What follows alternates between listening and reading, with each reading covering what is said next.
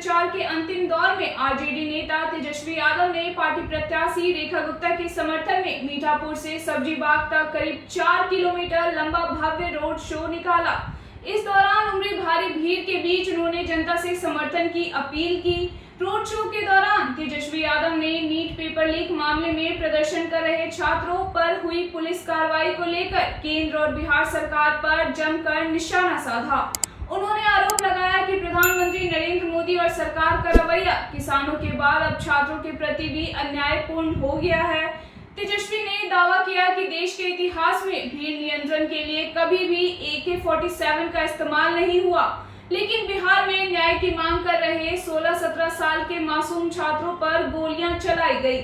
उन्होंने एक पुलिसकर्मी पर हुई कार्रवाई को महज दिखावा करार देते हुए पूछा कि गोली चलाने का आदेश देने वाले SP, गृह मंत्री या अन्य जिम्मेदार अधिकारी कौन थे और उनके खिलाफ कार्रवाई कब होगी। तेजस्वी यादव ने चेतावनी दी कि यदि आज रात तक छात्रों की रिहाई नहीं हुई और उनके मुकदमे वापस नहीं लिए गए तो बिहार की धरती पर एक बहुत बड़ा आंदोलन होगा, जिसकी पूरी जिम्मेदारी सरकार की होगी। तेजस्वी यादव ने यह भी कहा कि अब लोगों का प्रधानमंत्री नरेंद्र मोदी पर विश्वास नहीं रहा। जिस तरह किसानों के साथ अन्याय हुआ, उसी तरह अब छात्रों के साथ भी अन्याय किया जा रहा है। नीट पेपर लीक के विरोध में प्रदर्शन कर रहे छात्रों पर पुलिस द्वारा गोली चलाना बेहद गंभीर मामला है। देश के बड़े बड़े आंदोलनों में भीड़ नियंत्रण के लिए कभी भी AK-47 का इस्तेमाल नहीं हुआ, लेकिन बिहार में छात्रों पर गोली चलाने की घटना अभूतपूर्व है। अगर आज रात तक छात्रों की रिहाई नहीं हुई और मुकदमे वापस नहीं लिए गए तो बिहार की धरती पर बड़ा आंदोलन होगा। बिहार की धरती क्रांति की धरती है, बदलाव की धरती है। आइए सुनते हैं तेजस्वी यादव का यह पूरा बयान। एनडीए की सरकार खास तौर पे जो प्रतिनिधि उनके जब दिल्ली में बैठ करके JP नड्डा ने स्वयं स्पष्ट कर दिया कि किसी भी छात्रों पर जो है कार्रवाई नहीं की जाएगी, सारे मुकदमे वापस लिए जाएंगे और जो भी गिरफ्तार छात्र हैं उनको रिहा किया जाएगा, तो सवाल ये उठता है कि बिहार में AK-47 क्यों चलाया जा रहा है। छोड़ो ना। और जब AK-47 जब चलाया गया तो वो वीडियो देखिए, सीधे एंगल जो है AK-47 का अपराधियों पर नहीं चल रहा, नौजवान छात्रों के सीने पर चल रहा है। वो तो उनका भाग्य अच्छा था कि तीनों छात्र जो है बच गए। हम कल स्वयं तीनों से मिलकर के आए हैं, लेकिन केवल सिवान में ही नहीं, बिहार के हर एक जिलों में छात्रों पर लाठी डंडे बरसाए गए हैं, उनको जो है उठा ले गया है, फर्जी मुकदमे कराए गए हैं।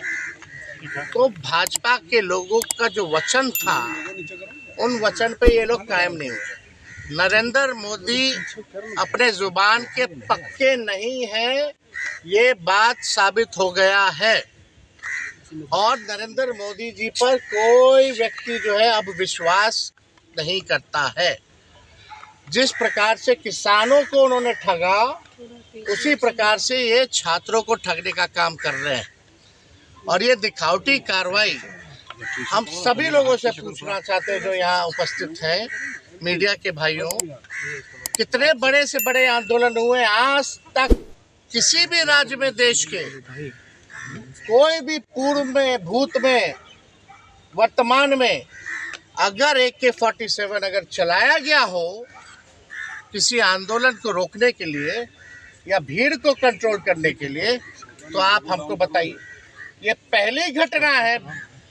ये सम्राट चौधरी मुख्यमंत्री बनने के बाद 100 दिन में कुछ काम नहीं किया, लेकिन छात्रों पर गोली चलवाया और उन छात्रों पर गोली चलवाया जो नीट पेपर लीक के प्रोटेस्ट में आए थे, जो न्याय चाहते थे, जिनकी उम्र 16 साल 17 साल की थी, उन पे इन्होंने गोली चलवाने का काम किया। एक सिपाही को बर्खास्त करके आप ये दिखाते हैं कि जिन्होंने आदेश दिया उनको आप बचाना चाहते हैं। किसके आदेश पे हुआ? क्या SP पे कार्रवाई हुई या गृह मंत्री खुद मुख्यमंत्री है, क्या उनका आदेश था? क्या DGP का आदेश था? हम इसके लिए न्यायिक जांच की मांग करते हैं और सम्राट चौधरी की खुद वो आपराधिक छवि के हैं, ना नाम पे ना काम पे वोट मिला, सेलेक्टेड मुख्यमंत्री जो बड़बोले हैं, लाउड माउथ हैं, कोई काम नहीं किए, केवल गोली चलवाने का काम करते हैं। क्या उनकी जवाबदेही नहीं बनती कि खुद सामने आकर के जो स्थिति है उस पर स्पष्ट वक्तव्य दे, क्योंकि गृह मंत्री हैं वो। और यही नहीं, हम तो सरकार से मांग करना चाहते कितने छात्रों को आपने, कौन कौन बिहार के कौन कौन जिले के कौन कौन थानों में कितनी की संख्या में छात्रों को आपने गिरफ्तार किया, कौन कौन से धाराएं लगाई, क्या परिजनों को आपने सूचित किया कि नहीं किया? आज परिजन परेशान है, कहाँ है मेरा बेटा, कहाँ है मेरी बेटी, लोग परेशान हैं। जो निर्दोष लोग हैं उनको भी उठा लिया जा रहा है रेलवे स्टेशन से, बस स्टैंड से, मार्केटों से। जहाँ 17-18 साल के नौजवान मिल रहे हैं उनको उठा ले रही है पुलिस। भीड़ को कंट्रोल करने का एक प्रोटोकॉल होता है, उस प्रोटोकॉल का उल्लंघन हुआ है। और ये गोली जैसा कांड, वो तो किस्मत उन तीनों छात्रों की अच्छी थी कि वो बाल बाल बच गए, लेकिन आज तक देश में ऐसा नहीं हुआ। देर रात जो है परिजन पेपर लीक बिल भी पास हुआ है। देर रात जो है परिजन लोग जज के आवास में वहाँ पे पहुंचे थे, कई बच्चों को आज पेश किया गया था देर रात, और उन्होंने जो जेल में भेज दिया गया। हमने पहले कल भी आते हमने ये बात कही है कि अगर आज शाम तक, देर रात तक अगर उन छात्रों को नहीं छोड़ा जाए, अगर उन पर वो मुकदमा वापस नहीं लेती है सरकार, तो बिहार की धरती क्रांति की धरती है, बदलाव की धरती है। बड़ा आंदोलन हम लोग खड़ा करने का काम करेंगे और छात्रों को न्याय दिलाने के लिए राष्ट्रीय जनता दल, हम सब लोग मजबूती के साथ लड़ाई लड़ेंगे। और ये सरकार से निवेदन नहीं है फिर बाद में सम्राट चौधरी और इनकी नौटंकी सरकार, ड्रामेबाज सरकार ये ना कहे कि भाई इन्होंने इंटीमेट नहीं किया। आप लोगों के माध्यम से सीधे सम्राट चौधरी को हम ये बताना चाहते हैं, बड़ी बड़ी बातें ना करें।